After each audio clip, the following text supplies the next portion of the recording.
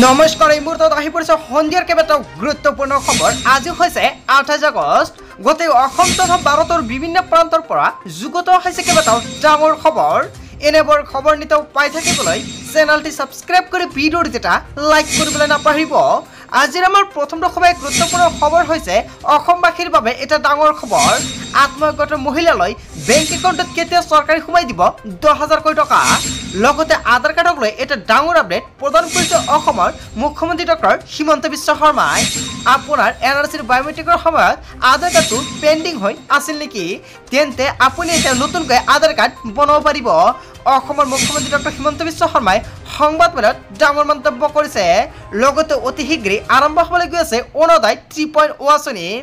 আজিৰ আমাৰ প্ৰথম খুবেই গুৰুত্বপূৰ্ণ খবৰ হৈছে অসমবাসীৰ বাবে এটা ডাঙৰ খবৰ। বন্ধ হৈ থকা আধাৰ কাৰ্ডৰ বাধা আঁতৰিল। আধাৰ কাৰ্ডক লৈ মুখ্যমন্ত্ৰী হিমন্ত বিশ্ব শৰ্মাৰ ডাঙৰ ঘোষণা। আধাৰ কাৰ্ডক লৈ মুখ্যমন্ত্ৰী হিমন্ত বিশ্ব শৰ্মাই বৃহৎ ঘোষণা কৰিলে। বন্ধ হৈ থকা আধাৰ কাৰ্ডৰ বাধা আঁতৰিল।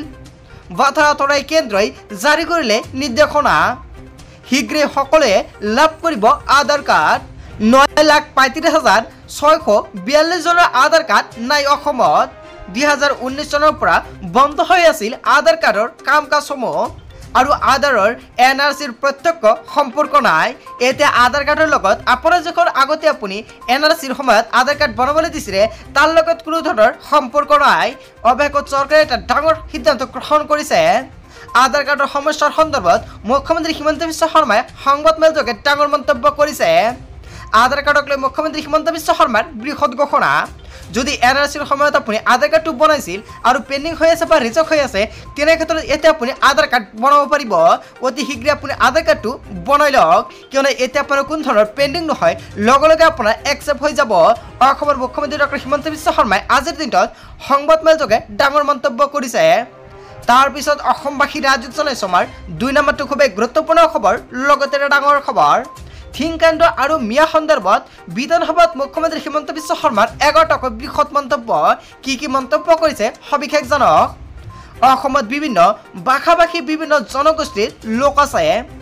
বিপদ যিকোনো জনগোষ্ঠী পৰিব পাৰে। অসমৰ মুখ্যমন্ত্ৰী ডক্টৰ হিমন্ত বিশ্ব শৰ্মাই কেইবাটাও ডাঙৰ মন্তব্য কৰিছে আৰু এই জনগোষ্ঠীবিলাকৰ ওপৰত জোপিয়া পৰাটো সঠিক নহয়।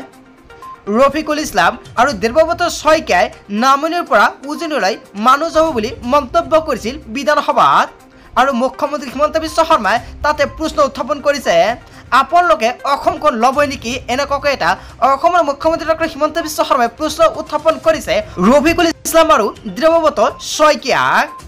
মিয়া মুছলমানে গোটেই অসম লোৱাৰ বাবে পৰিকল্পনা কৰিছে, এনেকুৱাকৈ মুখ্যমন্ত্ৰী হিমন্ত বিশ্ব শৰ্মাই মন্তব্য কৰিছে। মিয়া মুছলমানে গোটেই অসম লোৱাৰ বাবে পৰিকল্পনা কৰিছে, আমি অসম ল'বলৈ নিদিওঁ বুলি এতিয়া মন্তব্য কৰিছে এনেকুৱাকৈ অসমৰ মুখ্যমন্ত্ৰী ডক্টৰ হিমন্ত বিশ্ব শৰ্মাই। বিধানসভাৰ মজিয়াত মুখ্যমন্ত্ৰীৰ স্পষ্ট কথা, মিয়াক অসম ল'বলৈ দিয়া নহ'ব। ৰফিকুল ইছলামৰ দাবী মিয়া উজনিলৈ যাবই। এই মন্তব্যৰ বিৰোধিতা কৰিলে অসমৰ মুখ্যমন্ত্ৰী ডক্টৰ হিমন্ত বিশ্ব শৰ্মাই। উজনি অসমৰ ৰাইজে নিবিচাৰিলে আপোনালোক উজনিলৈ নাযাব। অসমৰ মুখ্যমন্ত্ৰী ডক্টৰ হিমন্ত বিশ্ব শৰ্মাই এনেকুৱাকৈ মন্তব্য কৰিছে যে উজনি অসমৰ ৰাইজে যদি নিবিচাৰে তেনে ক্ষেত্ৰত উজনিলৈ যাব নোৱাৰিব মুছলমানসকল। লগতে জেদ কৰি উজনি নাইবা বিটিআৰলৈ নাযাবলৈ হাতজোৰ কৰি মুখ্যমন্ত্ৰী হিমন্ত বিশ্ব শৰ্মাই আহ্বান জনালে।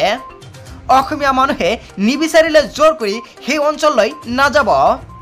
উজনিৰ মানুহৰ ইচ্ছাৰ বিৰুদ্ধে জোৰ কৰি গ'লে নিৰাপত্তা নাপাব বুলি মন্তব্য কৰিছে অসমৰ মুখ্যমন্ত্ৰী ডক্টৰ হিমন্ত বিশ্ব শৰ্মাই।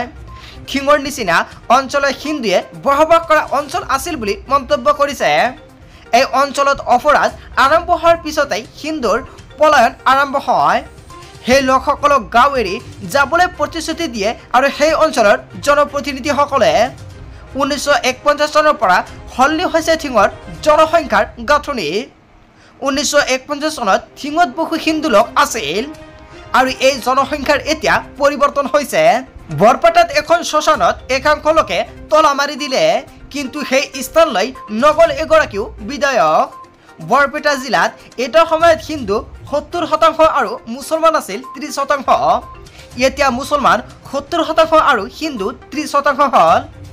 বৰপেটা ধুবুৰীত হিন্দু লোকৰ ওপৰত অত্যাচাৰ হ'লে মুছলমান লোকে নিৰাপত্তা দিব লাগে।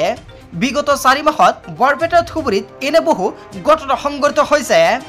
মন্ত্ৰী জয়ন্তমল্ল বৰুৱাক সেই স্থানলৈ পঠিওৱা হয়, কিন্তু এগৰাকীও স্থানীয় বিধায়ক সেই স্থানত নগল। আৰু এই ক্ষেত্ৰত কিয় পক্ষপাতিত্ব ভূমিকা লৈ স্থানীয় বিধায়কসকলে লৈছে, এনেকুৱাকৈ এটা ডাঙৰ মন্তব্য কৰিছে মুখ্যমন্ত্ৰীগৰাকীয়ে। উজনিলৈ মিয়াকৰে সুৰক্ষা দিয়াৰ দাবী কৰা হয়, কিন্তু বৰপেটা ধুবুৰীত অত্যাচাৰৰ সন্মুখীন হোৱা হিন্দু লোকক মুছলমানসকলে নিৰাপত্তা দিবনে নাই? থিংকাণ্ডৰ মূল অভিযুক্ত তাফাজ্জল পুখুৰীত কেনেকুৱাকৈ পৰিল, এনেকুৱাকৈ এটা ডাঙৰ প্ৰশ্ন সদায় কৰি আছে বুলি মন্তব্য কৰিছে মুখ্যমন্ত্ৰীয়ে। আৰু এই প্ৰশ্ন বাৰে বাৰে কৰি আছে বিৰোধীয়ে। আৰু ইয়াক লৈ বিৰোধীক সমালোচনা অসমৰ মুখ্যমন্ত্ৰী ডক্টৰ হিমন্ত বিশ্ব শৰ্মাই।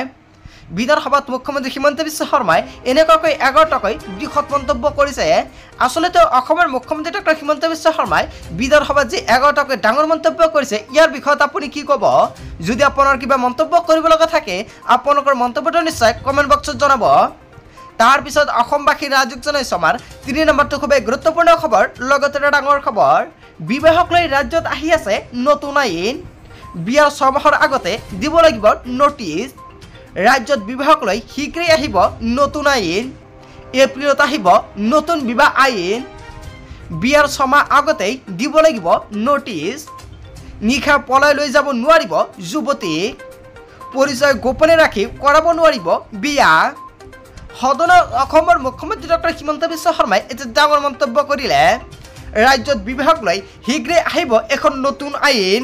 তাৰপিছত অসমবাসী ৰাইজক জনাইছো আমাৰ 4 নম্বৰটো খুবেই গুৰুত্বপূৰ্ণ খবৰ, লগতে এটা ডাঙৰ খবৰ। আমিনুল ইছলামৰ বিৰুদ্ধে ৰুজু হৈছে ইটোৰ পিছত সিটো গোচৰ। বিধায়ক আমিনুল ইছলামৰ ভয়ংকৰ বিপদ। আমিনুল ইছলামৰ বিৰুদ্ধে থিং থানাত একাধিক এজাহাৰ দাখিল কৰা হৈছে। থিং সাৰ্বজনীয় শ্মশান শিৱ মন্দিৰক লৈ কৰিছিল বিতৰ্কিত মন্তব্য। নিচাজাতীয় সামগ্ৰী আবাদ প্ৰচলন চলা বুলি কৰিছিল বিতৰ্কিত মন্তব্য। আৰু ইয়াৰ পিছতে জাঙুৰ খাই উঠিল অঞ্চলটোৰ দল সংগঠন। থিং আঞ্চলিক ছাত্ৰ সন্থা, লগতে থিং নাৰী সুৰক্ষা সমিতি। মন্দিৰ পৰিচালনা সমিতিয়ে দাখিল কৰিলে এজাহাৰ। বিধায়ক আমিনুল ইছলামৰ ভয়ংকৰ বিপদ। হয় বন্ধু-বান্ধৱীসকলে, এটা গুৰুত্বপূৰ্ণ প্ৰশ্ন উত্থাপন হৈছে, ইয়াৰ বিষয়ত আপুনি কি ক'ব? তাৰপিছত অসমবাসী ৰাইজক জনাইছো আমাৰ 5 নম্বৰটো খুবেই গুৰুত্বপূৰ্ণ খবৰ, লগতে এটা ডাঙৰ খবৰ। দেশত সলনি হ'ল 8টাকৈ ৰেল ষ্টেচনৰ নাম। দেশত সলনি হৈ পৰিল 8টাকৈ ৰেল ষ্টেচনৰ নাম। কোন কোন ষ্টেচনৰ নাম সলনি কৰা হৈছে সম্পূৰ্ণকৈ জানি লওক। কাশিমপুৰ ষ্টেচনৰ নতুন নাম হ'ল চেজ চিটি। আৰু চেজ ষ্টেচনৰ নতুন নাম হ'ল গুৰু গোৰখনাথ ধাম।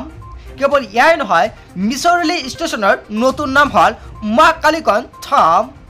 বাণী ষ্টেচনৰ নতুন নাম হ'ল স্বামী পৰমহংস। নিহালগড় ষ্টেচনৰ নতুন নাম হ'ল মহাৰাজ বিজলীপাচি।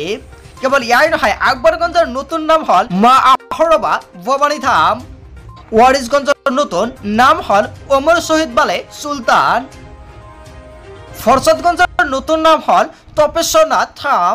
উত্তৰ পূব সীমান্ত ৰেলৱে এক জাননীযোগে ঘোষণা কৰে এই নামসমূহ। দেশত সলনি হ'ল 8টাকৈ ৰেল ষ্টেচনৰ নাম।